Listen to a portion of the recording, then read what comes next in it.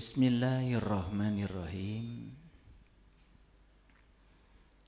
Assalamualaikum warahmatullahi wabarakatuh. Salam sejahtera untuk kita semua. Om Swastiastu, Namo Buddhaya, salam kebajikan, Sampurasun. Rahayu Sagung Dumadi. Semoga seluruh makhluk hidup di semesta ini, baik yang kelihatan maupun yang tidak kelihatan, di setiap ruang dan waktu, di semua tingkatan, senantiasa hidup berbahagia. Semoga kita semua selalu menjadi sumber cinta, sumber sukacita, sumber kedamaian, sumber berkah bagi semua makhluk dimanapun mereka berada. Dan kemanapun kita pergi, selalu kehadiran kita dirindukan oleh semuanya. Karena ciri orang yang sudah selesai dengan dirinya sendiri, ciri orang yang sudah menjadi sumber cinta, sumber rahmat, kemanapun dia pergi selalu dirindukan, baik oleh makhluk yang kelihatan maupun oleh makhluk yang tidak kelihatan. Kalau orang lain menyesali kedatangan kita, malah mensyukuri kepergian kita, jelas ada yang salah dengan hidup kita. Oleh karena itu mari kita selalu bertekad di setiap hari baru yang Allah titipkan kepada kita. Setiap kita dibangunkan setiap pagi, bertekadlah. Hari ini tidak boleh lagi ada orang lain yang terluka hatinya oleh saya. Hari ini tidak boleh lagi ada orang lain yang berkurang kebahagiaannya bertemu dengan saya. Sebisa mungkin saya harus menjadi sumber kebahagiaan bagi semua orang. Ada makanan sedikit di rumah, bawalah. Barangkali makanan di rumah tidak berguna bagi kita, masih berguna bagi yang lain. Sesederhana itu hidup.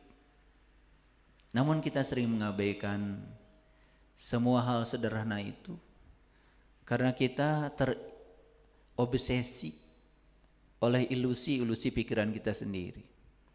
Akibatnya kita sering melupakan saat ini. Padahal hidup itu di sini, saat ini, sekarang.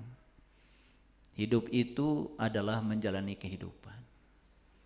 Apapun yang terjadi saat ini, nikmati, jalani. Jangan ada penolakan, jangan ada protes lagi, jangan berkeluh kesah. Karena tidak ada satu peristiwa pun dalam hidup yang terjadi tanpa kehadiran Allah. Cuma karena otak kita sering menilai baik buruk, benar salah, lalu kita menjadi menendang dan mencengkram. Apa yang kita sebut suka dicengkram habis-habisan, sampai kita sengsara, sampai kita menderita, takut kehilangan yang kita punya. Apa yang kita tidak suka ditendang jauh-jauh. Padahal semakin ditendang yang kita tidak suka, semakin akan datang berulang-ulang. Itulah bodohnya kita selama ini. Kita selalu menghindar, selalu lari dari apa yang kita sebut tidak kita sukai. Padahal itu harusnya dirangkul, dirasakan, dinikmati, ambil pelajarannya. Karena itu yang akan mendewasakan kita. Untuk mencapai Allah, Allah itu ngasih isyarat. Makanya kita disesatkan dalam urusan duniawi. Bisnis bangkrut, uang yang ada ditipu orang. Bisnis apapun selalu tidak ada kemajuan. Tapi kita tidak bisa menangkap isyarat dari Allah. Padahal kata Allah, aku tutup sementara waktu semua urusan duniamu. Tapi aku membukakan pintu lain buat kamu. Tapi kita tidak mau menengok ke pintu itu. Karena kita lebih fokus kepada pintu yang tertutup itu. Lalu pintu yang tertutup itu disesali, dimarahi, diprotes. Padahal Allah sudah membukakan pintu lain yang jauh lebih hebat. Kata Allah, masuki pintu ini nak, masuki pintu ini. Dan kamu nanti akan diberi berkah yang berbeda. Cara pandangmu terhadap dunia, cara pandangmu terhadap pasangan, cara pandangmu terhadap anak, cara pandangmu terhadap kehidupan. Begitu engkau sudah menemukan aku, begitu sudah menemukan kemuliaan di dalam dirimu, semua akan menjadi mulia di luar. Begitu sudah menemukan kesucian di dalam dirimu, semua yang di luar menjadi suci. Begitu kamu sudah menemukan keindahanku di dalam dirimu, semua yang kau saksikan di luar akan menjadi indah. Tapi kita tidak bisa menangkap pesan itu. Hidup seperti kebanyakan orang dalam keadaan tidak sadar. Kayak robot. Orang lain melakukan ritual ini ikut. Orang lain melakukan itu ikut. Orang lain melakukan ini ikut. Sementara kita sama sekali tidak pernah mengerti yang kita lakukan itu apa maknanya. Lalu timbullah kesombongan. Merasa diri kita sudah mencapai tingkatan tertentu. Padahal sebetulnya kita ini belum kemana-mana. Buktinya apa? Masalah kita masih itu-itu saja. Pikiran kita masih itu-itu saja. Hari baru tidak membuat kita menjadi manusia baru. Hari baru tidak membuat pikiran kita jadi baru. Hari baru tidak membuat kita memiliki sudut pandang yang baru. Seperti itu kebanyakan manusia. Hidup dalam keadaan kegelapan, ketidaksadaran. Oleh karena itu kita bersyukur ya, hari ini kita masih diberi hari baru dan kita coba belajar hal baru supaya kita punya sudut pandang yang baru. Karena tidak ada ulang tahun, tidak ada. Waktu tidak bisa diulang. Waktu adalah ruang yang bergerak. Waktu terus bergerak. Bahkan bumi yang kita diami ini tidak pernah diam di satu tempat. Bumi kita ini terbang terus. Saking luasnya ruang kosong yang tanpa batas. Bumi yang besar ini terbang bersama galaksi-galaksi yang lain di ruang yang tanpa batas. Dengan kekuatan ilahi yang tanpa batas, dengan energi yang tanpa batas. Cuma karena kita tidak mengerti, membiarkan semua aspek kehidupan kita berlalu tanpa pelajaran. Oleh karena itu mari kita bersyukur hari ini kita masih diberi kesempatan untuk belajar, diberi kesempatan untuk meningkatkan kualitas hidup kita, diberi kesempatan untuk meningkatkan kesadaran kita. Kita sapa juga yang di rumah, ada puluhan ribu orang yang saat ini sedang sama-sama mendengarkan di seluruh dunia. Mari kita puji Allah bersama-sama membaca hamdalah. Alhamdulillahi rabbil alamin. Mari kita awali kajian ini dengan menyertakan Allah supaya kita dapat ridhonya, dapat berkahnya. Sama Allah jangan cuma ingin ridhonya, berkahnya, tetapi tidak mau Allahnya. Mari kita rasakan kehadirannya dalam diri kita saat ini. Dia adalah daya semesta yang membuat tubuh kita menjadi begitu hebat. Kita bisa melangkah, kita bisa berbicara, kita bisa mendengar, kita bisa melihat. Jantung kita masih berdetak saat ini, itu karena kehadiran Dia. Mari kita awali kajian ini bersama-sama membaca basmalah. Bismillahirrahmanirrahim. Para sahabat, hari ini saya akan bicara suatu rahasia yang sangat penting.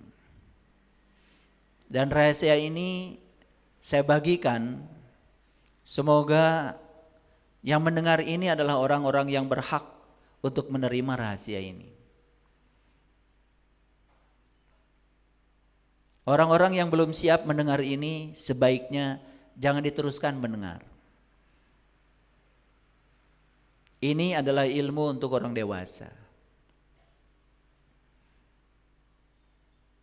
Ini adalah inti kehidupan. Dan saya beri judulnya adalah kelahiran. Kelahiran adalah awal mengenal Tuhan.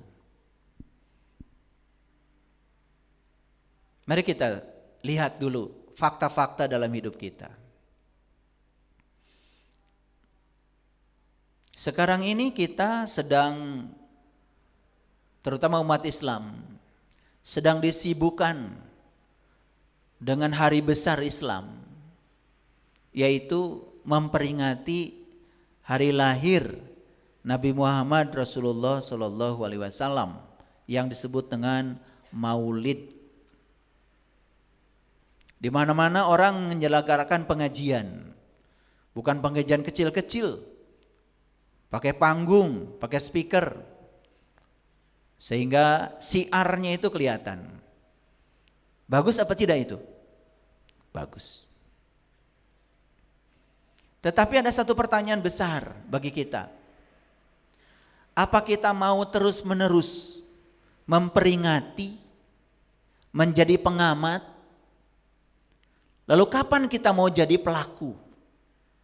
Kapan kita mau mengalami maulid itu untuk diri kita sendiri? Menjunjung tinggi kelahiran Rasulullah Shallallahu Alaihi Wasallam itu adalah bagus, karena kita menghormati jasa-jasa beliau. Beliau telah menjadi marga lantaran, menjadi wasilah untuk menyampaikan cahaya ilahi ke semesta yang gelap gulita ini. Dan saya tidak usil dengan itu bagus, silahkan, itu adalah syiar. Tetapi apakah itu akan berhenti menjadi suatu rutinitas tahunan yang tidak menghasilkan apa-apa untuk kita, untuk diri kita, tidak menghasilkan kesadaran apa-apa untuk kita? Itulah pertanyaan. Bagus, tetapi bagus juga kalau ditingkatkan sedikit, supaya kualitas hidup kita juga berubah. Coba kita renungkan. Waktu Nabi Muhammad Rasulullah Shallallahu Alaihi Wasallam lahir ke alam semesta ini, kalender Hijriah saja belum ada. Setuju ya? Kan kalender Hijriah itu dibuat setelah beliau hijrah dari Mekah ke Madinah. Mekah itu kampung, Madinah itu kota. Jadi sebetulnya secara universal Mekah itu adalah lambang dari kampung, lambang dari keterbelakangan, lambang dari kegelapan. Sedangkan Madinah itu adalah kota, lambang dari revolusi, lambang dari perubahan, lambang dari pencerahan. Jadi hijrah dari Mekah ke Madinah itu sebetulnya adalah pindah dari kampung ke kota. Makanya di Quran surat An-Nisa ayat 66 Allah berfirman, bunuhlah dirimu dan keluarlah dari kampungmu. Kita disuruh bunuh diri dan keluar dari kampung. Itu bahasa simbolik. Bunuh diri yang dimaksud di sini tentu saja bukan menyakiti diri kita sendiri. Tapi bunuhlah segala paradigma, dogma masa lalu yang sudah tidak produktif lagi, yang membuat kamu tinggal di kampungmu terlalu lama, tinggal dalam kegelapan, tinggal dalam kegelapan pikiran, tinggal dalam penderitaan, tinggal dalam kesengsaraan hidup. Bunuh itu semua. Dan kamu harus pindah ke kota. Makanya tidak ada satu bahasa ya yang muncul di dunia ini sebagai bentuk dari kecerdasan leluhur kita. Saya sudah teliti di bahasa manapun. Di Quran ada surat Saba. Dan kalau orang Sunda, orang Jawa Barat, kalau mau pergi ke kota, kan dia bilang nyaba. Itu kata dasarnya dari kata Saba. Itu sama persis dengan yang ada di Quran, surat Saba. Itu adalah simbolisasi dari leluhur kita yang cerdas. Dan beliau mengambil itu, bahwa nyaba adalah perjalanan dari kampung ke kota. Tapi sayang kita ini hanya menerjemahkan nyaba itu betul-betul dari kampung secara fisik, secara geografis, ke kota yang secara fisik dan geografis. Tapi kita tidak menangkap pesan leluhur kita yang sebenarnya. Bahwa sebetulnya ya, nyaba itu berpindah dari kampung ke kota, berpindah dari cara hidup lama yang tidak produktif, cara hidup lama yang tidak menyadarkan kita, cara hidup lama yang tidak mengubah kesadaran kita, memasuki kehidupan baru yang lebih produktif, yang lebih sadar, yang membuat kita tenang, yang membuat kita tentram, yang membuat kita bahagia. Itu sesungguhnya pesan leluhur kita. Dalam tradisi Islam disebut hijrah. Makanya setelah hijrah keluarlah penanggalan tahun Hijriah. Setuju ya dengan saya? Saat Nabi Muhammad lahir kalender Hijriah belum ada. Tapi kenapa kita tahu? Kok Nabi Muhammad lahir tanggal 12 Rabiul Awal? Padahal kalendernya juga belum ada.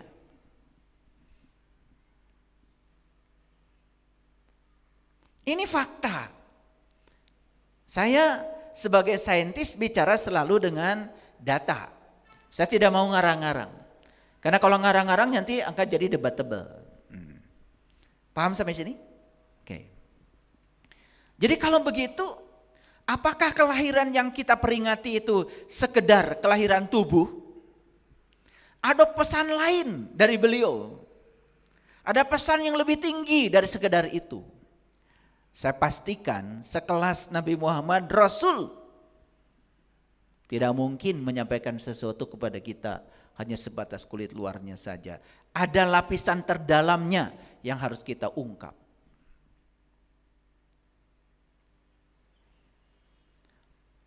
Apa sih Rabiul Awal itu? Rabiul Awal kan artinya awal mengenal Rob. Rabiul Awal itu awal mengenal Rabb. Jadi sebetulnya kelahiran yang dipesankan kepada kita sebetulnya bukan kelahiran yang pertama saja, tapi kelahiran yang kedua. Karena kelahiran itu ada dua. Leluhur kita menyebutnya kelahiran yang pertama disebut Eka Jati. Kelahiran yang kedua namanya Dwi Jati. Jadi Eka Jati dan Dwi Jati itu asli bahasanya Nusantara. Dan orang tua kita sudah mengatakan kalau kamu ingin hidup damai, berkelimpahan, menakjubkan, maka kamu harus mengalami kelahiran yang kedua yang disebut dengan Dwi Jati. Ternyata angka 12 dalam Al-Quran banyak sekali. Nabi Musa memukul batu terpancar 12 mata air. Bukan 13, bukan 11. Lalu Allah mengangkat Bani Israel sebagai pemimpin. Lalu jumlah pemimpinnya dinyatakan di Quran 12. Pernah gak Bapak Ibu bertanya, ada apa di balik angka 12? Kok ada kesamaan ya? Nabi Muhammad lahir tanggal 12 Rabiul Awal. Sebelum Nabi Muhammad ada nabi sebelumnya namanya Nabi Isa. Yang lahir tanggal 25 bulan 12. Kok ada hubungan nih 12? Ini kalau main data ya, main data. Jadi ada apa di balik 12? Dan kenapa di Quran angka 12 diulang-ulang? Nanti saya akan tunjukkan ayat. Makanya saya bilang, ini kajian buat orang dewasa. Yang siap untuk mendengar teruskan, yang belum siap udah gak usah didengar. Yang belum butuh jangan dulu. Tetapi ini yang saya ungkap ini adalah masalah umum. Ilmu umum yang harus diketahui oleh orang kebanyakan. Oke.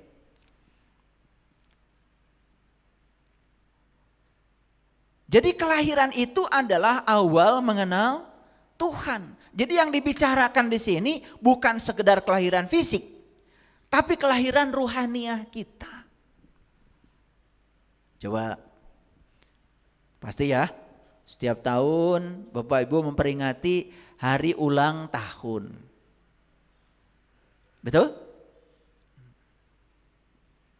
Niup lilin enggak? Niup lilin enggak? Niup lilin.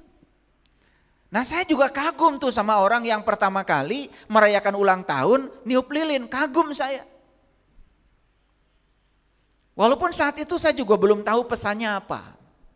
Kan lilin itu asalnya hidup, ditiup, jadi mati. Karena kelahiran tubuh fisik, saat dilahirkan oleh ibu kita datang ke dunia ini.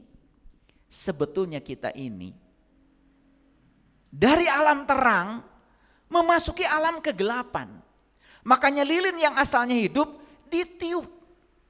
Jadi meniup lilin itu harusnya kita sadar bahwa di kelahiran tubuh fisik kita sebetulnya kita pindah dari alam terang ke alam gelap.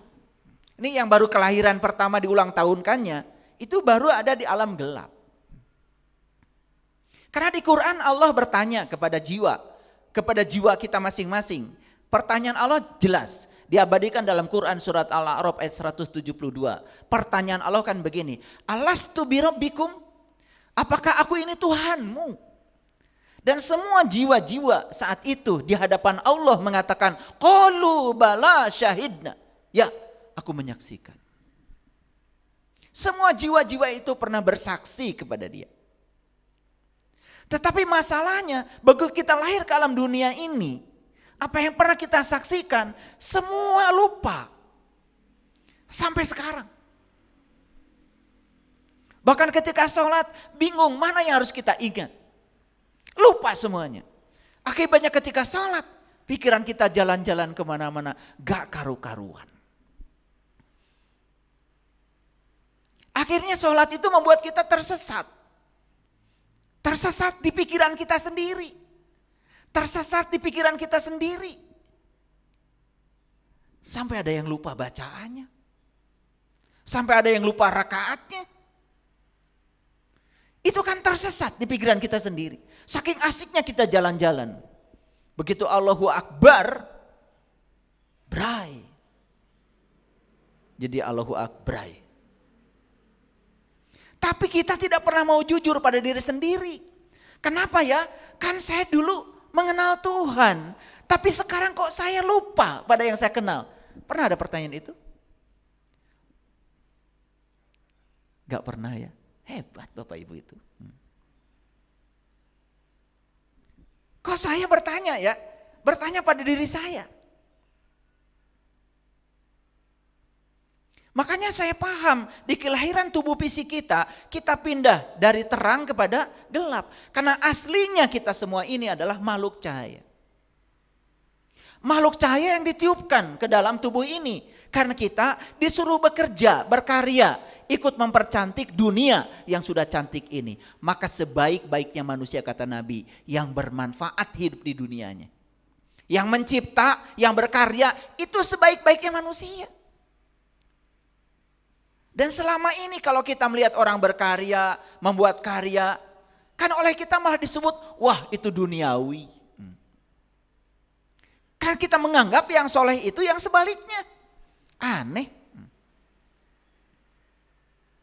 Orang yang berkarya di dunia ini malah oleh kita dipojokkan, dilecehkan. Kasihan ya, dia di dunia sibuk ngurusi dunia. Lah kita di dunia mengurusi apa? Makanya bahasa leluhur kita itu sudah luar biasa. Memayu hayuning bawono. Tugas kita di dunia ini makanya dikasih tubuh yang berasal dari dunia. Tubuh berasal dari makanan yang kita makan di dunia. Berasal dari tanah, dari air, dari api, dari udara. Menggabung di sini. Terintegrasi di sini. Kita dikasih tubuh yang berasal dari dunia. Karena memang kita akan dikaryakan oleh Allah. Untuk menjadi kepanjangan tangannya. Berkarya di dunia ini. Orang bikin mic, orang bikin laptop, orang bikin layar, bikin lampu, orang bikin gedung. Menurut saya itulah orang yang berguna. Yang selama ini oleh kita dilecehkan. Seakan-akan dia sibuk ngurusi dunia. Terus yang disebut soleh oleh kita yang mana? Sudah kebalik pikiran kita. Lalu kita menjadi anti dunia. Karena kita bilang bagian kita bukan di sini. Bagian kita mah entar di sana. Lah di sini enggak kebagian, apalagi di sana. Di sana juga di mana kita enggak ngerti. Lalu kita melupakan kenyataan yang ada. Lalu kita lebih suka terjebak pada hayalan pikiran kita sendiri. Lucu apa tidak? Itulah kelucuan kita.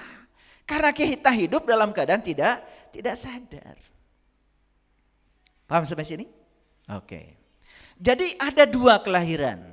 Hadirin.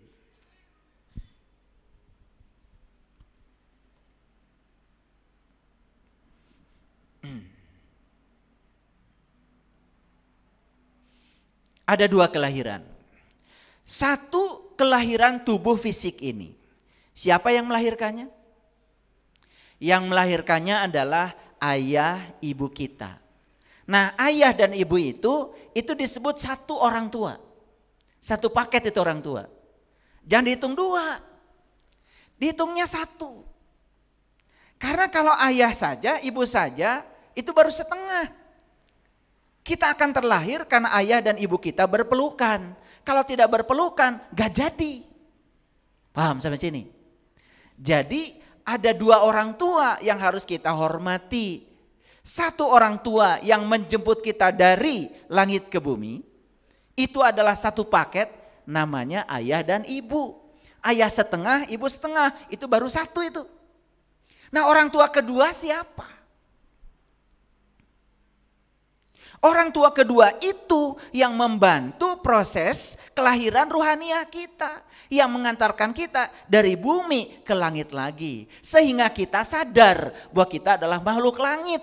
Sadar kalau kita makhluk cahaya. Maka orang-orang yang sudah mengalami kelahiran yang kedua jadi cahaya bagi semesta. Jadi sumber cinta bagi semesta. Bukan sumber onar, bukan sumber kebencian. Jadi sumber berkah bagi semua orang. Paham sampai sini? Oke. Jadi ada dua orang tua. Satu orang tua yang melahirkan tubuh fisik kita, setengah dari ayah, setengah dari ibu. Ayah membawa sel namanya sperma, ibu membawa sel namanya sel telur. Bergabunglah itu di rahim. Makanya ya, hukum alam mengatakan seperti ini. Perhatikan saya. Ini hukum alam. Hewan tidak mungkin melahirkan tumbuhan. Hewan pasti akan melahirkan hewan. Setuju? Oke. Tumbuhan tidak mungkin kan melahirkan hewan. Tumbuhan hanya melahirkan tumbuhan. Setuju sampai sini? Oke. Pelan-pelan nih, pelan-pelan. Tumbuhan itu kan bermacam-macam. Ada kangkung.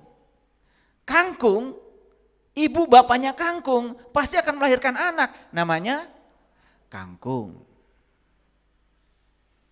Kangkung yang dilahirkannya pasti mewarisi sifat ibu bapaknya sebagai kangkung. Setuju dulu sampai sini. Ini harus pelan-pelan ngajinya. Saya jelaskan secara saintifik supaya ya lulusan mana saja bisa terima kebenaran ini. Sekarang mangga. Ibu bapaknya mangga pasti akan melahirkan anak mangga. Setuju? Nah, anak mangga yang dilahirkan tidak akan jauh sifatnya dari sifat ibu bapaknya yang mangga. Setuju ya? Kalau mangganya golek nggak mungkin kan tiba-tiba cengkir. Itu untuk mangga aja. Kalau anak ibu bapaknya cengkir pasti anaknya cengkir dong. Ibu bapaknya golek, kan tidak mungkin anaknya tiba-tiba buah gedong. Karena ini sifat alam, ini hukum alam. Jadi kesimpulannya ya, begitu ada kelahiran tubuh fisik, maka tubuh fisik itu akan mewarisi kodrat fitrah yang melahirkannya. Setuju?